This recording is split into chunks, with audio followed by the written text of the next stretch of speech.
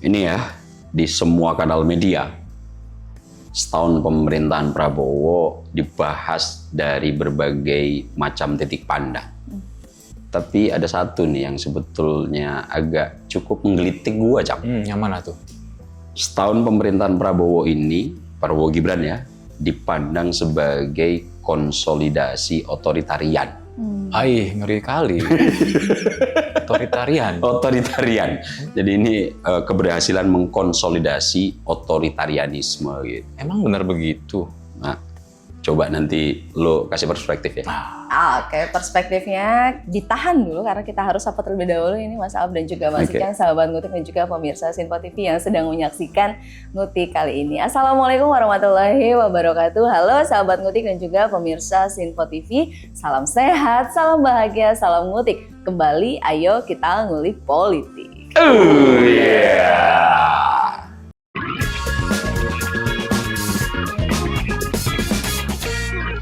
Baik, sahabat Ngutik dan juga pemirsa Sinpo TV, seperti biasa di episode Ngutik kali ini sudah ada dua teman diskusi saya yang juga tadi sudah memantik obrolannya di awal, yaitu Mas Aaf dan juga Mas Icang. Halo Mas Aaf, Mas Icang. Hadir. Oke, tadi di awal kita sudah dipantik dengan setahun kepemimpinannya dari Presiden Pak Prabowo Subianto dan juga Wakil Presiden yaitu Mas Gibran Raka Buming Raka, di mana memang menjadi sorotan sekali ya Mas ya, baik publik, media sosial, media massa begitu ya, dan juga yang tadi juga menarik untuk kita ulik mengenai tentang konsolidasi otoritarian yang juga tadi sudah dipantik oleh Mas Aaf, dan kalau kata Mas Icang, ngeri kali nih. Nah, monggo langsung ulikannya Mas Aaf dan juga Mas Icang. Ya, sebelum lo ngasih titik pandang, Jang ya. Kalau ngomongin 1 tahun pemerintahan Prabowo Gibran, itu udah banyak betul yang memberikan data-data, fakta-fakta secara makro ya. Betul. Nih, gue bawa nih, sampai gue print nih. Ini data dari Badan Komunikasi Pemerintah Republik Indonesia, BKP, yang dulu namanya PCO. Iya kan? Nah, kalau di sini udah banyak banget, Cang, di buku ini itu bagaimana pengakuan dari Donald Trump ke Pak Prabowo, bagaimana pengakuan atau testimoni Vladimir Putin, Emmanuel Macron gitu ya. Kemudian ada Xi Jinping, ada India dari Perdana Menteri India Narendra Modi, kemudian Presiden Lula. Kan? Dan ini judul buku dikasih label langkah awal transformasi bangsa. Nah, kalau di sini semua yang kita dengar mungkin ya, pertumbuhan ekonomi stabil tinggi di 5%, 5,12 ya kalau nggak salah ya, tertinggi di negara-negara G20, inflasi kita terjaga di 2%, salah satu terendah di negara-negara G20, G20, defisit APBN terjaga di bawah 3% gitu ya. Lagi-lagi salah satu terendah di G20, indeks harga saham gabungan mencapai titik rekor tertinggi. 8.200 sempat. Iya, itu yang tertinggi sepanjang sejarah. Sejarah, all time high istilahnya. Nah, kemudian kemiskinan turun 8,47%, kemudian tingkat pengangguran terbuka turun. Ini kan sudah banyak kita dengar ya. Banyak betul nih, Cang. Secara umum ini misalnya 36.700.000 dari 82.900.000 anak sekolah, ibu hamil, ibu menyusui sudah menerima MBG. Kemudian 43 juta orang sudah memanfaatkan cek kesehatan gratis. Termasuk gue itu, ikutan. Lo di awal tahun sempat udah Mas. Itu setahun sekali ya? Iya, per ulang tahun kita.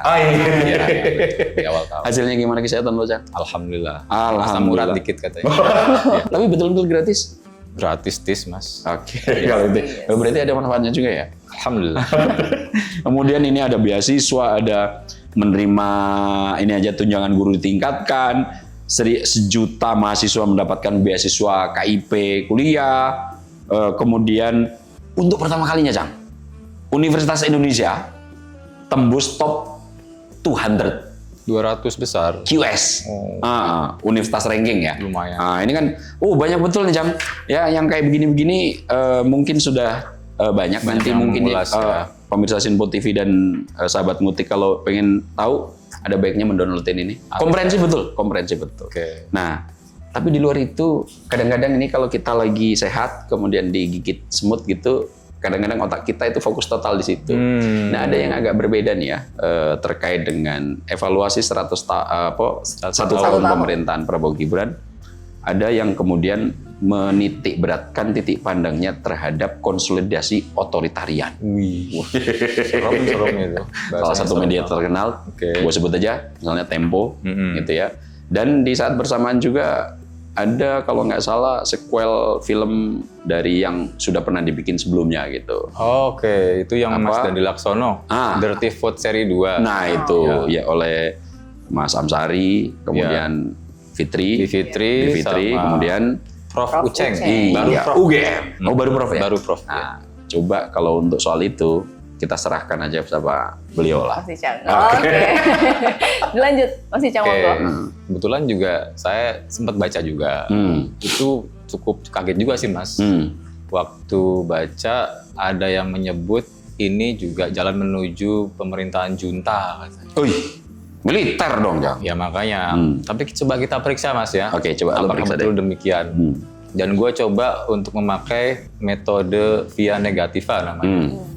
Jadi itu adalah mendefinisikan sesuatu, melihat bentuk-bentuk yang negatifnya, dan kita bandingkan gitu loh. Junta itu apa sih gitu ya? Kita tahu itu ada di Myanmar ya. Satu, dia dari kudeta biasanya. Mas. Bukan melalui prosedur yang demokratis. Apakah Pak Prabowo itu mengkudeta Pak Jokowi? Kan tidak ya. Lalu pemilu ya? Iya, masih sangat prosedural lah. Dan berkali-kali kalah juga ya. Berapa kali ya? 4-5 kali ya? 3 atau 4. Kan dulu konvensi Golkar dulu. Oh iya, mulai dari itu ya. Kemudian sama Bu Mega, 2004. Kemudian 2 kali ngelawan Pak Jokowi. Pak Hatta. Ya, sama Pak Hatta. Kemudian sama yang kedua sama Mas Sandi. Sandiaga Uno. Yang kelima baru terpilih. Satu itu terpilihnya demokratis, prosedural. Yang kedua, kalau betul Pak Prabowo seorang otoritarian, itu kemarin ada celahnya waktu huru-hara, Mas. Yaitu dengan memakai darurat militer. Yang demo besar akhir Agustus, awal September. Hara Agustus. Itu nggak dipakai loh, Mas. Oh iya ya. Padahal ada celah untuk ke situ kan. Dan sempat kita juga mendengar berita, ada wacana ke situ. Tapi nggak dipakai Pak Prabowo. Oh iya ya. Dan akhirnya juga terkendali kan. Dan bisa ditinggal ke luar negeri juga gitu loh. Iya. Tapi satu lagi, kalau kita mau mencoba untuk mengkontraskan dengan ekstrim, itu kan paling ekstrim kan totalitarian, Mas ya. Iya. Kalau itu kita punya contoh yang gamblang ya. Siapa? Kim Jong Un. Korea Utara. Tapi itu kan udah sering dibahas. Iya. Gue pengen bahas yang second tier-nya, Mas ya. Siapa itu? Yang nggak kalah ajaibnya itu dinasti Turkmenistan. Kenapa lu punya analisis Turkmenistan bisa menjadi alat pembandingnya? Itu bisa dibilang negara paling terisolasi nomor 2 setelah Korut, Mas. Di Asia Tengah, landlocked country, nggak punya laut. Jarang kita dengar. Ada dinasti namanya Berdi Muhamedov. Bapaknya itu namanya Gurbanguly. Sudah mundur tapi sekarang jadi ketua Dewan Rakyatnya. Yang anaknya itu sekarang lagi jabat, Serdar namanya. Bahkan kalau kita ke Asgabat, ibu kotanya, Mas ya, itu dijuluki kota marmer putih. Semuanya putih, bahkan mobil pun nggak boleh warna selain putih. Iya, gue denger itu. Itu baru totalitarian. Emang Jakarta ada? Kayaknya enggak ya, Cang? Iya, karena kan nggak cuma dari segi politik yang terkontrol total atau penuh, tapi juga budaya, Mas. Oh iya. Si Gurbanguly ini sangat ajaib kelakuannya. Coba contohnya? Beliau pernah itu nge-rap bareng cucunya. Pernah juga mengumpulkan 4.000 orang, anak buahnya, warga, untuk mecahin rekor Guinness, nyanyi tanpa henti, masuk rekor Guinness, Mas. Yang lagunya itu ciptaan dia sendiri gitu loh. Nah, dia suka juga musik country. Dia juga itu suka berkuda, bahkan pernah berkuda tahun 2013. Tapi jatuh sampai pingsan, Mas. Dan itu sempat disensor abis-abisan dari media, tapi bocor juga. Ada rekamannya tuh. Kalau mau cek Gurbanguly jatuh dari kuda itu ada. Satu lagi yang menarik, kalau kita ke sana, Mas ya, mirip-mirip Korea Utara. Kenapa lo punya analisis? Nyampe sana itu kita dikasih guide khusus. Oh, ibarat bahasa sederhananya penjagaan lah ya. Penjagaan. Oke. Kita nggak boleh foto sembarangan. Oke. Dan kalau nyampe sana itu nggak ada internet. Nyaris-nyaris nggak ada lah bisa dibilang. Iya, Mungkin di pinggiran-pinggiran atau hal apa di luar apa ya pemerintahan mereka. Ya, di itu periferinya jauh, mungkin ya. Periferinya gitu kan. Apakah kita seperti itu? Kalau analisis gua kayaknya belum dah, Cang.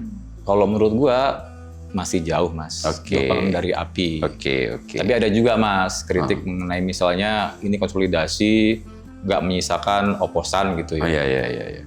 Tapi kita lihat cek di DPR, Mas. Oke. Pas kemarin ribut-ribut MBG, Ya. itu ada rapat dengan Dr. Tan Shot-Tian ya. Oh iya. Itu kan keras sekali. Oh iya, MBG Ya. diiris habis itu, Cang. Habis di situ. Meskipun ya statistik yang muncul ke permukaan, kalau diukur secara statistik 0,007 misalnya ya. Betul. Ya meskipun kecil tapi memang ada gigitan nyamuk di antara badan secara keseluruhan. Ibarat kalau kita pakai metafor kan itu. Iya. Tapi memang meskipun kecil itu keras betul itu. Keras 2 kali itu kan. Satunya lagi juga kepala bagian hadir juga. Itu juga kenceng banget.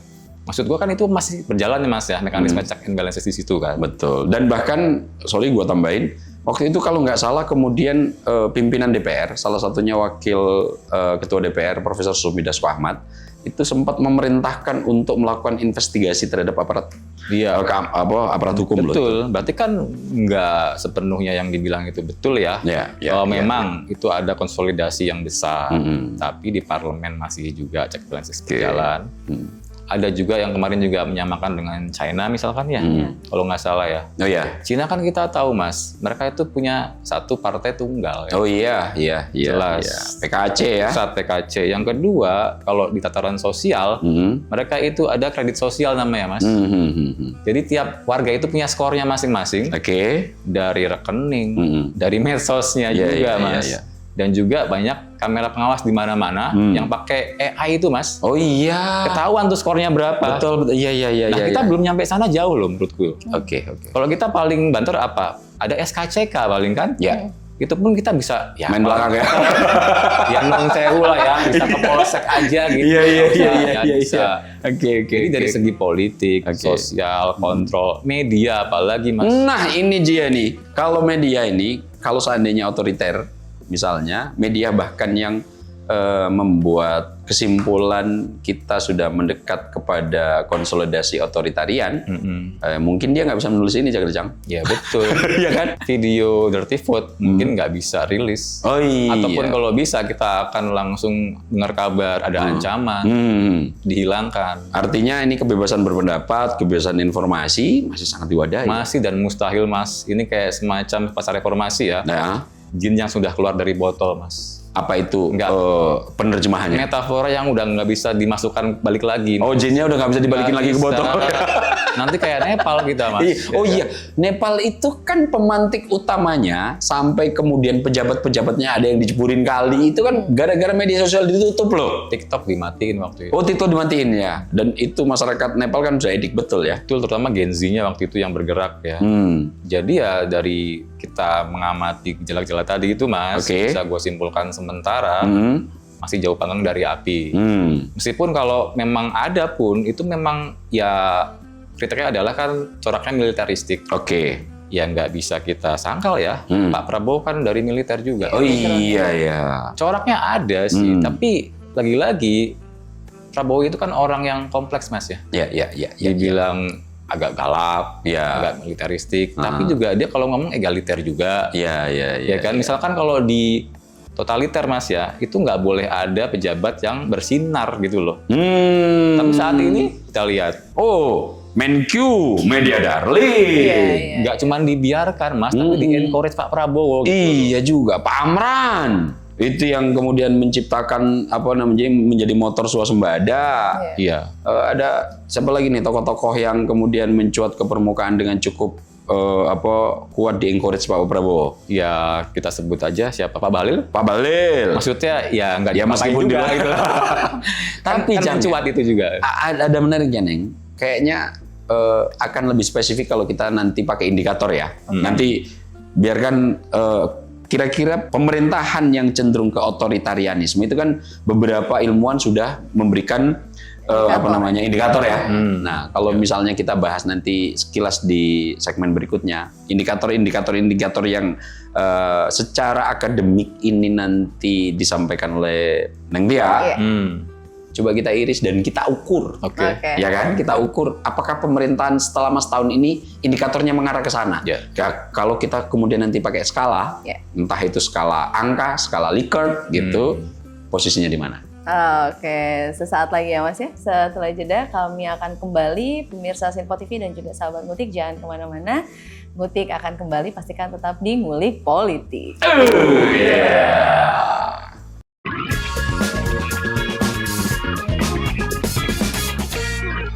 Sahabat Ngutik dan juga pemirsa Sinpo TV, kembali lagi di Ngutik, ayo kita ngulik politik. Baik sahabat Ngutik dan juga pemirsa Sinpo TV, kita akan melanjutkan kembali ini ulikan dari teman diskusi saya, Mas Aap dan juga Mas Icang, di mana tadi kita sudah terjeda begitu ya Mas ya, saat membahas mengenai otoritarianisme begitu. Nah, sedikitnya ini saya sudah ada mencatat beberapa indikator begitu Mas ya, yang juga saya catat ini dari beberapa lembaga dan juga ilmuwan politik begitu. Di sini saya menyebutkan ini ada dari Freedom House, kemudian ada Levitsky dan juga Way, ada juga dari Linz dan Stephen dan juga Shadler. Nah, sedikitnya ini ada 5 poin begitu yang saya catat, mungkin kita urai ya Mas ya, boleh satu persatu ya. Ini maksud lo adalah indikator pemerintahan yang cenderung akan mengarah ke otoritarian. Ciri-cirinya berarti. Ciri-cirinya. Kira-kira nanti di setahun pemerintahan Prabowo ini, ciri-ciri ini ayo kita kasih skor kira-kira gitu, Cang. Kasih skor. Ya kan? Iya. Nah, sedikitnya ciri-ciri yang juga tadi sudah disampaikan oleh beberapa lembaga dan juga ilmuwan politik yang tadi saya sebutkan begitu ya, Mas Aap dan Mas Icang, ini saya rangkum begitu ada 5 poin nih. Kita urai satu persatu ya. Yang pertama, ini mengenai katanya kalau indikator dari otoritarianisme ini ada konsentrasi kekuasaan eksekutif. Nah, bagaimana tuh Mas Aap, Mas Icang? Lo melihatnya gimana, Cang? Tadi sempat kita singgung sebentar ya. Itu memang ada koalisi besar di situ. Ada juga 2 yang di luar dari kabinet. Tapi again, di parlemen kan berjalan terus. Check and balancesnya kan. Jadi gua rasa sih itu agak terpatahkan ya. Nah, kita kalau lo melihat dari sisi itu, kalau gua malah melihat mungkin maksud dari indikator ini adalah sentralisasi, tidak ada pembanding atau dalam konsep demokrasinya checks and balances yang mungkin juga arahnya ke oposisi. Jadi kan memang ya yang banyak kita pertentangkan itu negara demokrasi kok nggak ada oposisi. Nah, ini kita kerap kali salah kaprah nih, Cang, terkait memahami oposisi dalam konteks demokrasi. Nah, mungkin gue juga akan kemukakan oposisi itu secara formal hanya berlaku dalam sistem parlementer. Bahkan lembaga oposan itu di beberapa negara diformalkan dan mendapatkan fasilitas seperti eksekutif yang sedang memegang pemerintahan. Contoh paling sederhananya Inggris. Jadi kalau di Inggris tuh karena parlementer, perdana menterinya itu dari pemenang pemilu, penguasa parlemen. Dia dapat fasilitas staf ini dan lain-lainnya. Nah, bagi mereka yang kalah pemilu akan menjadi oposan dan ini formal, legal. Bahkan mereka tugasnya salah satunya membentuk shadow kabinet. Jadi mereka akan membentuk kabinet bayangan di mana nanti seandainya pemerintahan yang ini jatuh, yang ini dengan segera bisa menggantikan. Dan fasilitasnya sama. Diberikan sama ya. Sama dengan staf juga segala macam. Betul. Sama dengan yang dimiliki oleh pemerintahan yang sedang berjalan, eksekutif yang sedang berjalan. Nah, ini di sistem parlementer. Oposisinya bahkan formal, Cang. Dinaungi undang-undang, bahkan fasilitasnya hampir memenuhi, hampir sama persis dengan fasilitas yang diterima oleh pemerintah eksekutif gitu. Nah, di oposisi secara teoretikal itu dalam sistem presidensial sebetulnya tidak dilakukan secara formal, Cang. Dalam sistem presidensial, checks and balances itu dilakukan oleh lembaga negara. Makanya di situ ada trias politika tuh. Betul. Eksekutif, siapa yang akan bertugas untuk menjadi balancesnya, checks and balancesnya, lembaga-lembaga yang dipersiapkan. Di situ ada legislatif, ada yudikatif. Inilah nanti yang akan menjadi penyeimbang atau checks and balances dari eksekutif. Pun demikian, legislatif, checks and balancesnya siapa? Eksekutif. Makanya kalau di Amerika itu ada beberapa hak yang presiden bisa memveto, Kongres pun sebaliknya gitu. Nah, dalam konteks ini checks and balances itu dalam sistem presidensial dilakukan oleh kelembagaan negara sehingga tidak ada formal seperti parlementer. Apakah kita sudah pernah mencoba itu? Pernah, Cang. Pernah ya. Kita sistem parlementer jatuh bangun itu. Yang pas era Hatta juga. Iya, itu puluhan kali. Kabinet jatuh bangun ketika kita pakai sistem parlementer. Beberapa episode yang lalu kayaknya sudah pernah kita bahas ini ya. Nah, bahkan di Indonesia checks and balancesnya nggak cukup dengan trias politika.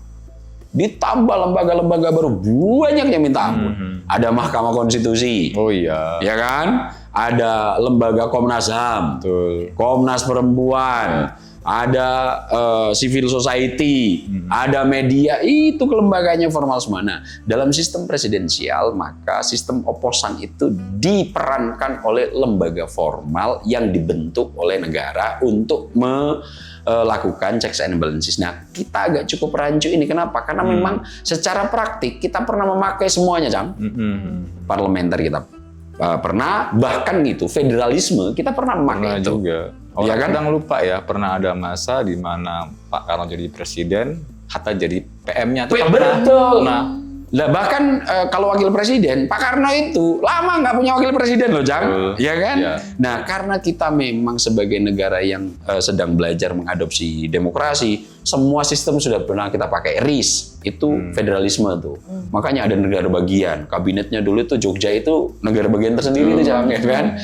Nah, parlementer, jatuh bangun kita itu. Kemudian akhirnya kita firm pakai sistem presidensial. Yang paling awet sampai sekarang. Gitu. Yang sampai sekarang. Nah, tapi karena kita sudah pernah mempraktekkan semuanya ini, kita kadang-kadang agak cukup gagap dan rancu untuk memakai konsep demokrasi mana yang kita terapkan.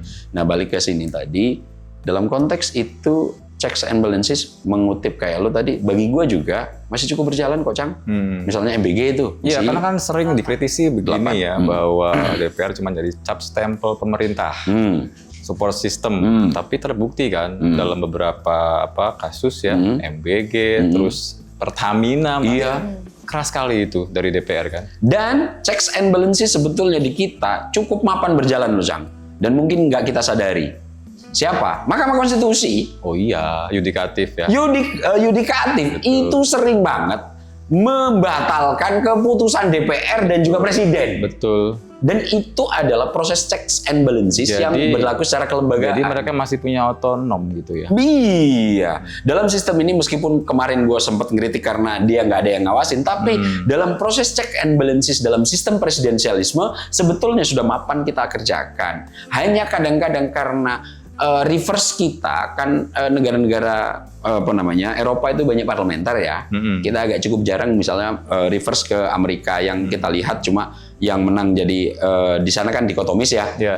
Meskipun banyak partai di bawahnya, di ujungnya di atasnya cuma ada 2 partai itu. Demokrat dan Republik. Sebetulnya turunannya banyak itu, ada partai hijau, partai apa, cuma nanti dia afiliatif gitu. Nah, kenapa kemudian kelihatannya seolah di situ ada posisi? Bukan. Karena di situ memang hanya 2 partai yang paling menonjol. Nah, kita kadang-kadang agak cukup gagap memahami ini. Oke. Kalau misalnya berarti untuk poin yang pertama nih mengenai konsentrasi kekuasaan eksekutif itu rasanya juga sejauh ini masih jalan cukup baik ya. Terutama Mahkamah Konstitusi loh. Iya, dan memang berarti kan kalau gue boleh simpulkan Mas ya. Secara nature sebenarnya memang bobot dari presiden dalam sistem kita itu memang cukup powerful ya. Iya, memang karena presidensial. Ya. Nah, di presiden itu kalau di kita itu melekat 2 posisi penting. Satu sebagai kepala pemerintahan. Kalau di sistem monarki konstitusional kayak Inggris, ini dipegang raja, Cang. Sorry, itu kepala negara, Mas. Iya, kepala negaranya. gua ngomong kepala pemerintahnya. Pemerintahan, Itu dipegang Perdana Menteri. Betul. Tidak dipilih oleh rakyat, tapi dipilih dari pemenang mayoritas DPR. Ya otomatis ketua partainya kan. Betul. Nggak juga otomatis. Tergantung nanti koalisinya. Iya. Gitu. Kemudian yang kedua, memegang sebagai kepala negara. Nah, misalnya kemarin kayak Pak Prabowo memberikan amnesti, abolisi, itu bukan sebagai kepala pemerintahan, itu sebagai kepala negara. Nah, kalau dalam sistem monarki konstitusional kayak Inggris, Malaysia juga. Malaysia juga. Itu juga sistemnya kepala negaranya dipegang oleh raja. Tapi kalau di Malaysia nggak tunggal tuh, gilir Jang. Betul. Gilir nanti Raja Sarawak, Raja ini kan kalau di sana pakai federalisme. Nah kalau di Inggris tunggal itu dari hanya kerajaan yang ada sekarang. Nah ini juga sistem-sistem yang perlu kita pahami sebetulnya dalam konteks tata ketatanegaraan kita. Nah kita kadang-kadang yang nggak memahami ini secara teoretikal penuh cukup rancu untuk bisa membedakan. Gitu. Oke, next kita ada poin selanjutnya, ini yang kedua yang juga saya catat, ini mengenai poin erosi pluralisme politik. Begitu. Nah, gimana tuh Mas penjelasannya? Kalau erosi pluralisme politik ya, kita tahu kita ini negara yang sangat plural. Dari tahun 1955, parpol yang ikut pemilu kan banyak banget, Jang. Ya kan? Kemudian banyak ini mengarah sampai pemilu, sampai akhir pemerintahan Pak Karno itu kan partai politik masih cukup dinaungi. Memang ada upaya dari Presiden Soekarno untuk kemudian mencoba menggabungkan kekuatan-kekuatan politik ini meskipun gagal, Nasakom. Ya kan? Nah, ini masih diwadahi. Pada masa Orde Baru, di pemerintahan awal-awal Orde Baru, yang ikut pemilu masih banyak tuh, Cang. Sampai pada tahun 1973 itu difusi. Disederhanakan, nah, reduksi pluralisme di situ, Neng. Jadi pemerintahan otoritarian itu mencoba kekuatan politik digabung, Cang. Iya. Itu sudah dilakukan oleh Soeharto. Waktu itu semua kekuatan partai politik hanya dikumpulkan pada dua kelompok. Murba yang kalangan nasionalis non-nasionalis itu PNI dan sejenisnya yang punya ideologi yang sama dikumpulkan di Partai Demokrasi Indonesia. Kemudian partai-partai yang beraliran Islam dan berbasis ideologi Islam dikumpulkan dari P3 yang kemarin sempat kita bahas itu ya. Nah, ada kekuatan politik yang tidak mau dinamai sebagai parpol. Apa itu? Golongan karya. Jadi agak cukup unik, peserta pemilu di luar parpol dalam sejarah kita yang bukan partai politik bisa ikut pemilu cuma golongan karya. Itu otoriter, Cang. Nah, sekarang pasca reformasi kan cikal bakal pluralisme ini tumbuh subur tuh.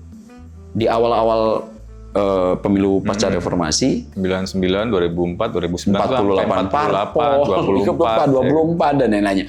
Nah sekarang kalau itu kan ya gue lihat Pak Prabowo apakah kemudian dalam setahun terakhir ini mencoba untuk melakukan fusi parpol, mencoba menggabungkan atau memitas dalam tanda kutip kekuatan-kekuatan politik? Sepertinya kok enggak ya. Bahkan kemarin P3 Mas yang sempat terbelah diislahkan.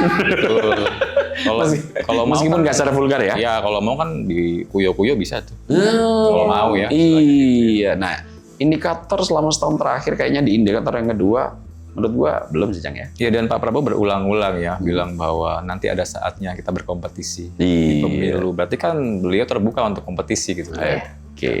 Oke, dan yang ketiga tadi juga sebetulnya sudah dibahas ya sama Mas Icang. Ini tadi banyak mengenai pengendalian narasi dan media. Kita iris dalam setahun terakhir ya, Neng ya. Gimana tuh? Ini mendekati mustahil ya di era digital sekarang ini, Mas. Jadi kalau dulu itu kan kita sering menyitir George Orwell ya, itu namanya Orwellian, Big Brother lah ya, satu mata mengawasi semua gitu ya. Mustahil sekarang. Media sosial, mereka itu juga perusahaan teknologi dari Barat semua, Mas. Kita juga nggak punya kuasa dan kalau mau coba diblok silakan. Nanti kita akan lihat gimana reaksinya gitu. Kayak Nepal kali, Cang. Ya betul, dan bahkan sekarang itu problemnya, Mas, Neng Tia, bukan kita itu akses dibatasi, itu bukan.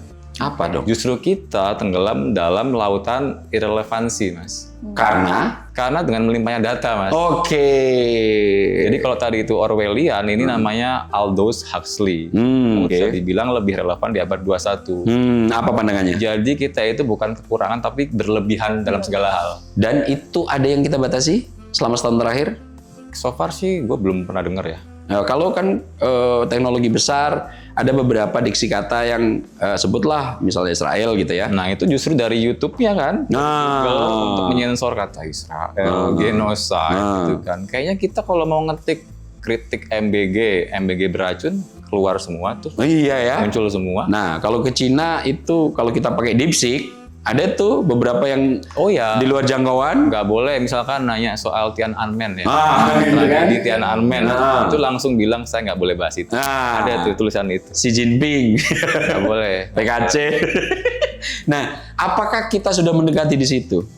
Jauh sih ya. Jauh. Dan mungkin ada satu yang akan gua garis bawahi. Kalau seandainya tanda-tanda itu sudah muncul, mungkin yang bilang 1 tahun ini sebagai konsolidasi otoritarian udah nggak bisa itu beredar kali, Jang ya. Nggak bisa rilis berita yang setajam itu sih. Iya kan. Nah sekarang juga misalnya narasi-narasi tentang keburukan MBG yang dalam skala tertentu, kalau meskipun agak cukup membuat gua gelisah kalau dipandang dari sudut statistik, Cang ya. Angkanya kecil gitu, tapi meskipun kecil harusnya tetap mendapatkan pertimbangan. Close to zero lah ya. Ya, close to zero Idealnya, ya. Tapi tetap aja tuh narasinya nggak ada yang ditutup tuh.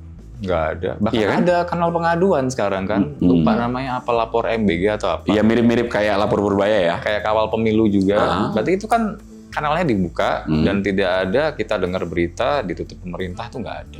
Jadi masih terbuka lebar. Oke, Mas Aab dan Mas Icang, karena kita juga harus jeda nih di sini dan juga saya masih punya 2 poin lagi yang jadi PR kita. Indikator ya? Betul, indikator Oke. terkait dengan apa ya, otoritarian begitu ya. Ini masih ada 2 poin yang juga sepertinya kita akan bahas di segmen selanjutnya, jadi PR nih.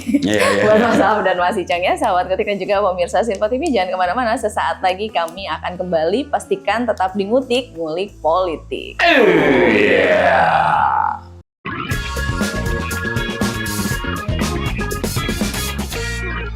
Sahabat Ngutik dan juga pemirsa Sinpo TV, kembali lagi di Ngutik, ayo kita ngulik politik.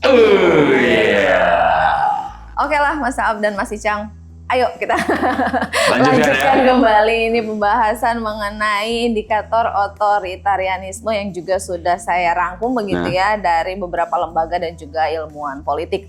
Tadi kita sudah bahas, kan ada 5 poin begitu ya yang saya juga catat. Tadi kita udah bahas 3, ini ada 2 lagi nih yang belum kita bahas.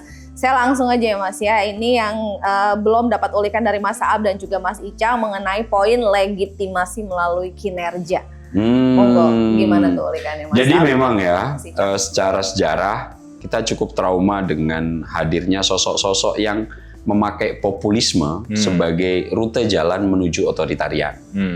Ini bisa kita lihat total di rutenya Adolf Hitler.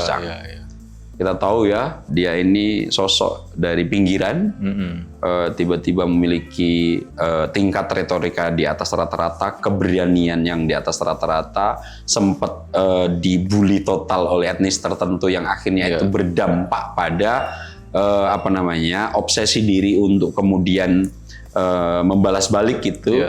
Yang memang kalau kita lihat rutenya pakai isu populisme, meraih simpati yang akhirnya ketika tampuk kekuasaan digenggam oleh Adolf Hitler sampai melakukan perang dan cukup luar biasa, yang kemudian salah satu tindakannya dipakai oleh Israel untuk melegitimasi, menjadi dalih soal genosida. Siapa? Adolf Hitler. Nah, kembali kalau kita pakai rute ini, menurut lo gimana, Cang?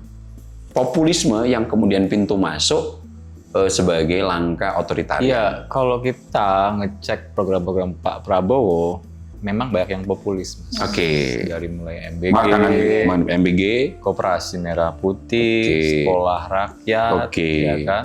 Cek kesehatan gratis, kenaikan gaji guru, kenaikan gaji hakim, kemudian cetak sawah. Wah banyak banget nih. Nanti bacain aja. Tapi apakah iya itu sebagai pintu masuk untuk menuju seperti Adolf Hitler gitu kan. Kalau lu tadi sempat membagi 3 hal untuk salah satunya menganalisis dampak.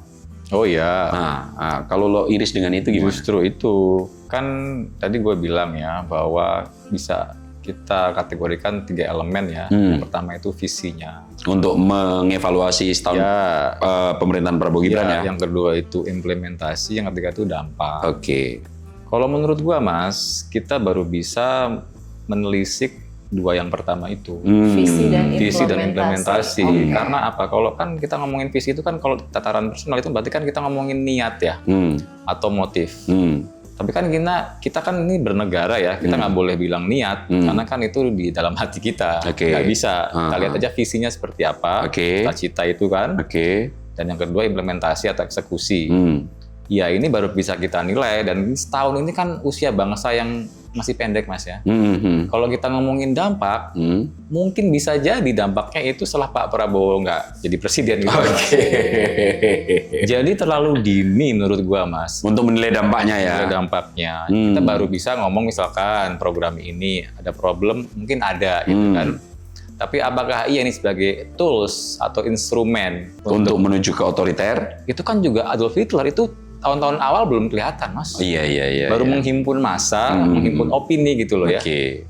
Jadi kita harus tunggu. Memang tadi betul kata Mas Ab, gejalanya tuh mungkin bisa sama sekali bukan nggak ada gitu ya. Ada coraknya juga. Tapi kan di hari ini Mas banyak orang mengawal itu. Jadi gue agak ragu ya kalau Pak Prabowo melakukan itu nanti bisa bumerang buat beliau juga.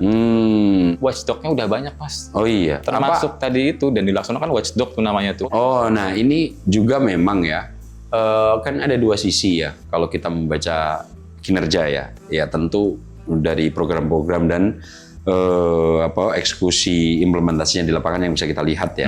Memang populis betul ya Pak Prabowo, people centric gitu, lebih banyak mengiris piramida bawah ya, kebijakan-kebijakan dalam setahun terakhir. Tapi memang kalau untuk kita menilai bagaimana dampak dan hasilnya, kok ya dalam pemerintahan Prabowo periode ini kan 5 tahun ya.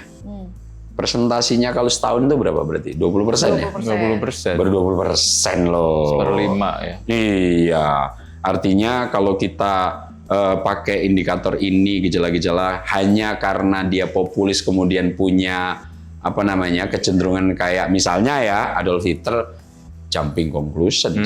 Lompat ya? Iya dong. Agak cukup tergesa-gesa menurut gua ya. Baru kemudian ini bukan berarti karena rute populismenya sama seperti Adolf Hitler, nanti kemudian ujungnya seperti Adolf Hitler. Kan nggak juga bisa disimpulkan ke arah sana. Ini pemikiran dikotomis. Iya, again juga, kita tadi udah ngebahas juga sedikit Mas, bahwa kalau gue pribadi bisa paham ya, dari mungkin suara masyarakat sipil, media seperti Tempo yang sudah memang punya pengalaman langsung dengan Orde Baru Mas. Oh iya. Jadi semacam ada trauma lah. Iya. Gejala-gejala seperti ini. Jadi kita bisa maklumi, tapi kita butuh mereka gitu. Mereka dissidents kan, oposan. Gitu. Oposan. Iya. Dan kadang-kadang analisisnya juga masih menempatkan kita sebagai negara parlementer gitu. Oke, lanjut. Oke, poin yang terakhir nih Mas, mengenai penggunaan aparat negara dan militer dalam urusan sipil. Itu, Cak. Ya. Kalau ini gradasinya, gradasi warnanya memang banyak diperdebatkan, Cak. Ya, kita tahulah sejak 10 tahun terakhir berseragam, aparat berseragam itu banyak mengisi pos-pos sipil. Betul. Waktu itu PLT kepala daerah, ya kan, ketika menunggu pilkada, kemudian banyak purnawirawan. Meskipun sebetulnya kalau sudah purnawirawan itu jadi sipil, Jang ya. Boleh. Sudah jadi sipil itu seolah-olah dimaknai sebagai warna yang kemudian militer dan mungkin polisi dan militer ya. Itu menggejala di sipil. Nah, kalau memang di sini gejalanya dalam gradasi tertentu, meskipun skala, kalau kita bikin skala gitu, Jam, kalau menurut gua memang ada. Dari 1 sampai 10 mungkin di 3 dan 4. Akan tetapi memang ini kalau gua telaah secara lebih jauh ke belakang, ini rute yang dilakukan untuk mengatasi agar tidak ada perilaku yang tadi disebut lo di awal, junta militer, Cang. Nah, dalam perjalanannya kita lebih banyak ngambil garis tengah nih, Cang, untuk hubungan sipil militer. Kita lihat hubungan sipil militer di Orde Baru menasbihkan bagaimana kemudian militer berhak untuk menduduki posisi sipil dalam konteks politik. Di parlemen fraksi ABRI itu ya. Dui fungsi ABRI. Betul. Tapi jauh sebelum Orde Baru, sebetulnya semua pemimpin-pemimpin bangsa banyak dinahkodai oleh militer. Misalnya dalam konteks yang kemudian kita peringati kesaktian Pancasila, itu kan salah satu pemimpin-pemimpin politik kita di masa itu. Jenderal-jenderal yang kemudian yang sejarahnya masih kadang-kadang masih banyak versi, di 30 September, yang kemudian 7 jenderal meninggal, itu kan variabelnya adalah pemimpin-pemimpin politik kita ketika itu, Cang, yang mengendalikan negara. Nah, ketika era reformasi menjelang, hubungan sipil militer ini juga masih di jalan tengah. Waktu itu militer tidak langsung dikirim ke barak, Cang. Iya. Di fraksi-fraksi DPR ketika awal-awal masih diwadahi loh, Cang. Masih ada perwakilan kan. Baru kemudian di pemilu 99, pemilu berapa setelah 99? 2004. Nah, 2004 lah baru kemudian back to barak total ketika Pak SBY. Pak SBY back to barak sampai 2009. 2014, nah itu mulai lagi itu gradasinya kembali lagi tuh. Posisi-posisi sipil banyak diisi oleh posisi-posisi berseragam, baik itu dari polisi maupun dari TNI. Nah, ini mungkin di sektor ini gradasi warnanya relatif ada memang, Cang. Akan tetapi kalau gua melihatnya sebagai negara yang memang dibesarkan oleh militer dalam tanda kutip ya, dan banyak kita lihat negara-negara yang kemudian militer dipinggirkan total sampai sekarang konfliknya nggak selesai. Iya. Gua ambil contoh paling sederhana. Myanmar ya? Myanmar ya. Sampai detik ini masih junta kan ya? Masih perang sipil juga. Masih perang sipil kan? Dan itu di banyak negara akhirnya sedikit tidak mendapatkan respon positif. Iya, dan kalau boleh kau tambahkan, Mas ya, selain itu juga di masyarakat kita pada umumnya, Mas ya, itu juga trust-nya masih tinggi ke militer, Mas. Oh iya, semua survei begitu ya Mas yang ngomongnya? Mengatakan bahwa salah satu institusi yang paling dipercaya itu adalah TNI, Mas. Tapi kan lu dulu tuh sempat kontra betul kalau urusan sipil militer. Karena kan gue ngelihat memang ada trauma kolektif di situ. Kalau kali ini kan gue mencoba untuk menggali psikologisnya, Mas ya. Bahwa juga ada legitimasi dari masyarakat luas. Kalau stance gue tetap sama sebenarnya, Mas. Karena kalau melihat 1 tahun Pak Prabowo ini yang buat gue itu mungkin catatan kritis ya. RUU TNI, Mas. Terutama di prosedur ya. Yang sampai waktu itu ada rantis, Mas ya, di depan Hotel Fairmont. Oh gitu, iya. Duduk itu. Nah, mungkin memori kolektif itu yang kemudian di masyarakat sipil masih mengejala. Bisa disalahin sih, Mas. Apalagi masyarakat sipil yang pernah berusaha langsung, pernah dibredel langsung dengan Orde Baru ya kan. Kita apa ya, nggak bisa menyalahkan mereka. Lebih sensitif mungkin. Jadi luka traumanya itu langsung ke-recall lagi gitu. Iya. Tapi kalau kita konklusikan dari beberapa variabel itu, kita rangkum gitu, Cang ya. Dari skala 1 sampai 10 kok belum sampai di angka 3 gue lihat. Menurut Mas Aap ya. Iya. Karena juga mungkin ditambahi juga kita tahu persis lah Pak Prabowo kan passionnya itu juga bercorak militer ya. Cuma gini, kita tahu beliau itu sangat passion untuk mengadakan baris berbaris, parade militer. Oh iya, seneng banget. Makanya dolomnya Macron itu kan di situ ya. Sampai ke Perancis ngebuka defile Bastille Day, nyempetin ke Beijing ya kalau kemarin. Cuman yang menarik ini ada satu adegan, Mas ya, yang mungkin luput diulas banyak media. Ketika Pak Prabowo ke ITB, seingat gua itu pasca amnesti ya. Agustus awal. Karena gue ingat Pak Prabowo itu ketika selesai acara itu kabur lah untuk diwawancarai mungkin ntar dulu gitu ya. Di pembukaan speech-nya Pak Prabowo itu ada adegan menarik. Apa? Di meja tempat beliau itu berdiri itu ada semacam entah buku entah plakat yang ada bintang 4-nya. Oh iya. Sama beliau itu digeser. Iya benar. sambil bercanda biar nggak militeristik. Jadi Pak Prabowo sebenarnya ngeh soal itu, sorotan itu. Tapi mau gimana pun beliau itu kan ya seorang jenderal gitu ya. Dan dia di situ menurut gua ya itu kayak stand up comedian itu apa ya? Dia ngecengin dirinya sendiri. Bahwa dia tahu nih, gua dicap militeristik. Tapi dibercandain sama dia malah kan. Dibalikin tuh biar nggak kelihatan bintangnya itu. Tapi lo lihat setahun terakhir ini melekat nggak sih itu sama Pak Prabowo? Ya itu kan jiwa korsa beliau Mas ya, patriotisme beliau memang. Tapi kan lagi-lagi beliau itu sadar penuh bahwa beliau itu dipilih secara dimandatkan oleh masyarakat semuanya Mas. Jadi menurut gua, kalau gua boleh bilang objektif, masih terbatas sekali Mas. Memang betul yang namanya kayak Donald Trump Mas ya, kemarin kan mengutus perdamaian. Siapa? Pengusaha real estate. Karena itu adalah kolamnya dia di situ. Agak lain kalau mereka bernegosiasi ya. Ya betul. Pak Prabowo dari militer ya. Mau gimana pun itu puluhan tahun di situ Mas ya. Coraknya masih ada, retret militer ke Magelang segala macam. Tapi again, nggak harus seorang militer untuk berwatak militer. Sipil pun bisa berwatak militer. Nah, konklusi lo apa, Jak? Konklusi gua setahun ini ya. Ya kalau kita tadi itu pembukanya adalah pintu masuknya ini koalisi apa tadi? Konsolidasi otoritarianisme. Buat gua sih masih jauh panggang dari api sih Mas. Objektif lo ya? Iya, itu yang gua rasakan ya. Again kita juga harus tetap mengawal semua program-program Pak Prabowo, itu udah pasti. Tapi kok rasanya balik tadi itu jin sudah keluar dari botol. Nggak bisa dimasukin lagi ya? Dimasukin lagi nggak bisa. Nah kalau dari gua Neng, sebagai penutup, gua melihat setahun pemerintahan Prabowo ini adalah rute yang memang dilakukan atas dasar apa yang telah beliau pikirkan sejak lama. Paradok Indonesia lah ya. Nah dalam buku itu ada baiknya semua bangsa Indonesia yang ingin tahu rute apa yang dilakukan Prabowo Subianto, bacalah buku ini. Paradoks Indonesia. Paradoks Indonesia dan solusinya. Nah, seenggak-enggaknya dalam paradok ini, Pak Prabowo menyikapi dan mengeluarkan tesis untuk pertanyaan yang sangat sederhana.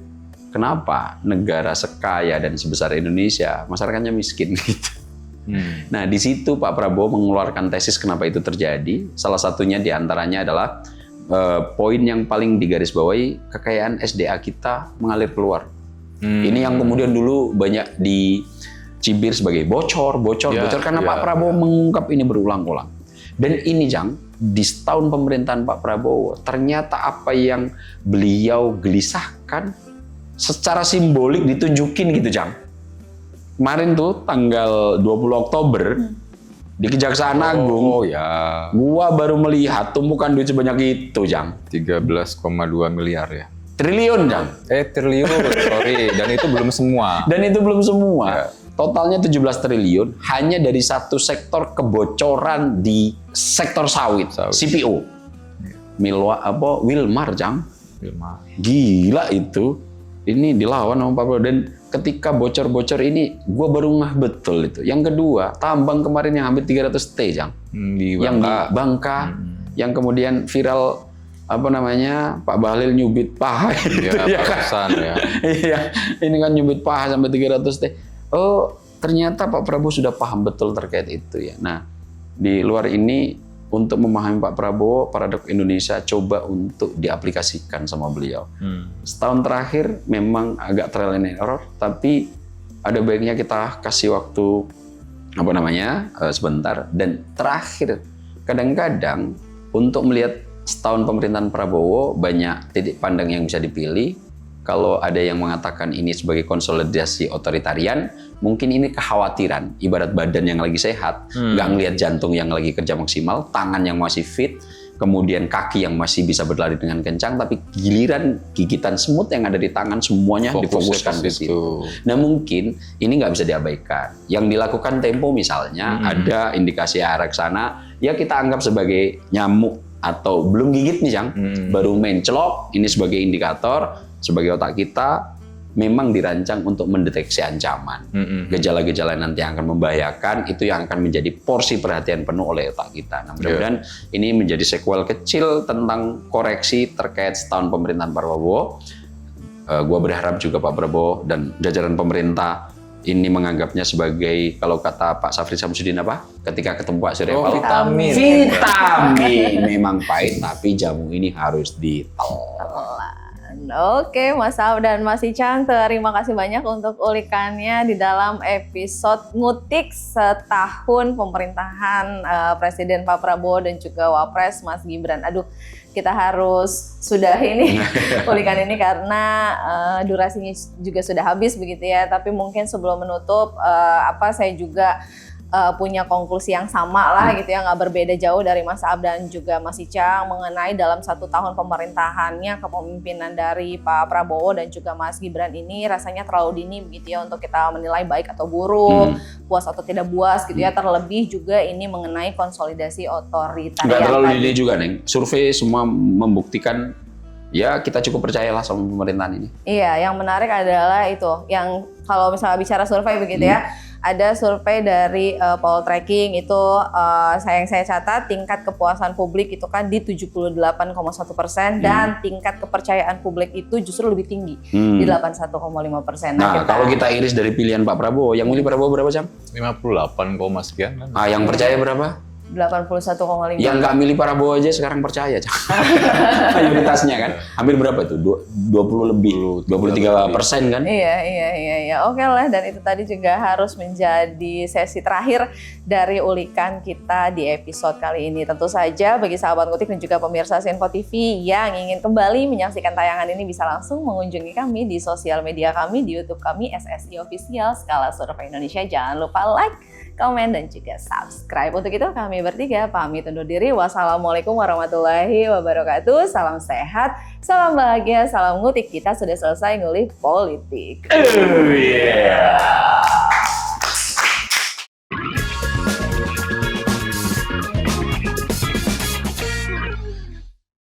Berkolaborasi dengan.